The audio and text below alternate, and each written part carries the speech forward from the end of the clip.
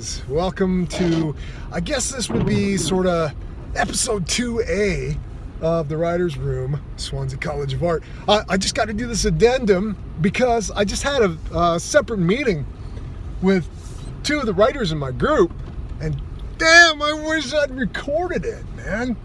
The conversation was fantastic. I mean, I think this is one of the things I like about creative collaboration and creative ideation is that they're coming at me with ideas that I never would have thought of that are equally cool. So one of them mentioned during the creative meeting, we were talking about in the first sequence, the girl's bedroom sequence in the opening, about the arcane symbols on the girl's bedroom door. Now, I just chucked that in a hurry. I just sort of rough sketched that in as a means of saying that there was something ominous happening outside the room. So basically it's the image order that I created in the first couple of scenes to sort of set the context. We have a little girl, so the story's going to be very, very human. The next shot we see is Key in his military outfit, so there's going to be military involved, and the next shot is the door with the arcane symbols, so there's going to be something paranormal involved. So that's boom, boom, boom. That's what I wanted to set up.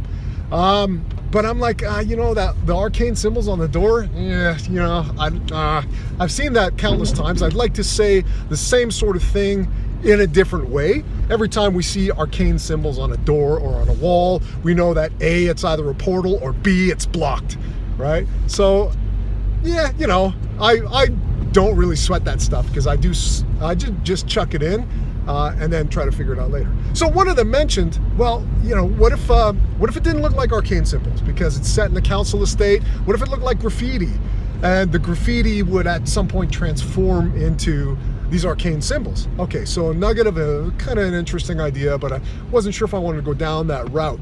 And then there was this talk of, well, maybe these are protective symbols. Maybe one of the kids living in the council estate is actually creating these protective symbols everywhere and might be privy to what's going on, that this this council estate is on its own hellmouth, or that kind of a thing.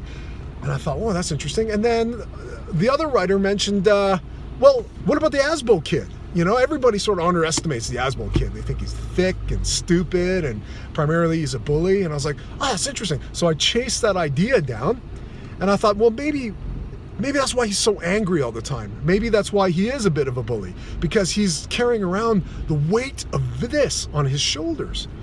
So we sort of chased that down for a bit. I really like that idea, by the way. And then I thought, well, we do that, he's going to kind of stomp on the main character's story, isn't he? Right? So the main character is supposed to be separate from the ordinary world because he's got these gifts and these abilities. And I kind of wanted him to have ordinary friends as a contrast to the extraordinary that happens to him. And so we discussed that, bandied it about back and forth, and I like the fact that he's hanging out with these two guys that bully him, because it makes a real statement that when you're younger, sometimes you make friends with guys that abuse you and you just have no idea why you like hanging out with them. You just kind of do. It's only when you grow up you realize those guys were assholes. So, we kind of explored that idea for a bit, and it started to grow. I started to think, what if this was an interesting, not even a B story, but a C story, where maybe he does have a little bit of ability. He doesn't know why, he doesn't know how, but he knows that this is his responsibility.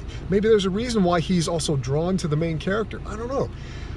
But the more we started to bandy ideas about, I thought this is one worth keeping on the back burner for a little while longer, because I think it would make the interesting beginnings of a good C story to follow through. In fact, we could have a moment where Bale recognizes this and he sort of corrupts the kid, sort of brainwashes him or pulls him under his evil influence kind of thing. I don't know. There's a lot of fun directions that can go.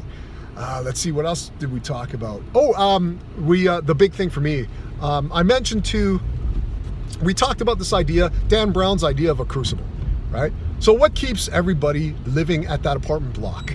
Why don't they just up sticks and move? All this weird stuff is going on. All these people are getting killed. Wouldn't you just, hey, I'm out of here, take off? So we needed to figure out what that crucible was, right? And so there were some ideas bandied about, that were bordering on paranormal. And I thought, what I really would like to do, and it's very, very difficult to do. I'd like to ensure that the people living in these apartments are doing so because of an emotional reason, because of a real world reason. That would be difficult to write, but I think it would be important. They don't leave because they can't, whether it's financial pressure or something, or an emotional codependency or something, right? And then one of the writers said, what if, because each of these apartments is sort of a gateway to another demon or another spirit entering the world. She said, what if each of these apartments, their paranormal activity is their own personal hell, reflecting their own emotional journey? I was like, wow, that's really interesting. So what if the spiritual plane was just simply magnifying their own shortcomings back at them and in these horrific ways? And we can make a lot of really, really interesting, we play with a lot of really interesting symbology that way, and play with sort of dark human psychology. So I'm like, man, I love it. So unfortunately, we hadn't written any of it down because it was an impromptu meeting and I was not expecting it to take off creatively this way. So therefore, I'm chucking in this real quick addendum video to note down my favorite bits. One of the writers, she had her laptop there. She said she took loads of notes as well. So hopefully we've captured that lightning. But next time I will be prepared. Okay, so that's it. We're gonna meet up again in a couple of days on Friday, and I will definitely be videoing that session, and hopefully you'll decide to stick around and watch this whole thing evolve. Okay, thanks for checking in with me, and I'll talk to you guys later.